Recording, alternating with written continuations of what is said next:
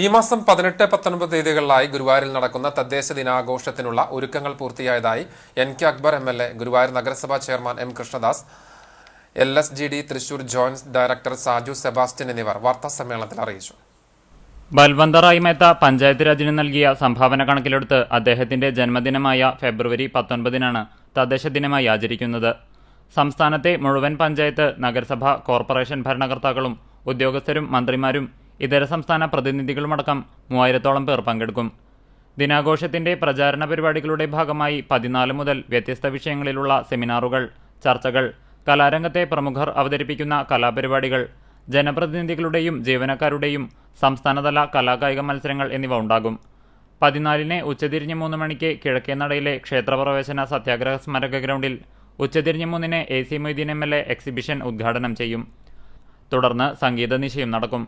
15-ന് 20ഓളം തദ്ദേശ സ്ഥാപനങ്ങളിൽ നിന്നായി 2000-ഓളം പേർ പങ്കെടുക്കുന്ന വിളംബര ഘോഷയാത്ര നടക്കും.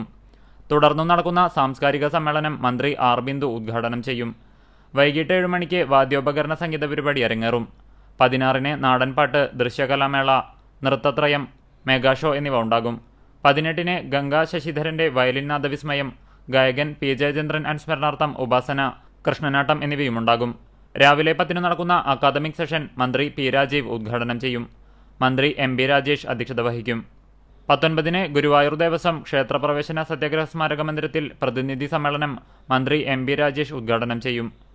ഉച്ചയ്ക്ക് 12-ന് സമാപന സമ്മേളനം മുഖ്യമന്ത്രി പിണറായി വിജയൻ ഉദ്ഘാടനം ചെയ്യും. മികച്ച തദ്ദേശ സ്വയംഭരണ സ്ഥാപനങ്ങൾക്കുള്ള സ്വരാജ് ട്രോഫി മുഖ്യമന്ത്രി സമ്മാനിക്കും. തദ്ദേശ സ്വയംഭരണ സ്ഥാപനങ്ങൾ കേരളത്തിൽ ഏറ്റെടുത്ത് നടത്തിക്കൊണ്ടിരിക്കുന്ന ചില ചുമതലകളുണ്ട്.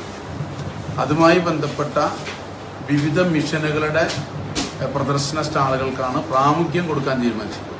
ഇപ്പോൾ മാലിന്യമുക്തം നവകേരളത്തിൻ്റെ അതിൻ്റെ ഭാഗമായിട്ടുള്ള വിവിധ മേഖലകൾ, ശുചിത്വ മിഷനുണ്ട്, Kerala solid waste management project ഉണ്ട്, അതുപോലെ ക്ലീൻ കേരള കമ്പനിയുണ്ട്, ഹരിത കേരള മിഷനുണ്ട്. അപ്പോൾ ഈ മിഷനുകളുടെയും പ്രൊജക്റ്റുകളുടെയും ഒക്കെ സ്റ്റാളുകൾ, അതുപോലെ തന്നെ സ്മാർട്ട് അതുപോലുള്ള സംവിധാനങ്ങൾ, ഇങ്ങനെയുള്ള അവരുടെ സ്റ്റോളുകൾക്കാണ് പ്രാമുഖ്യം, കുടുംബശ്രീ ഉൾപ്പെടെ.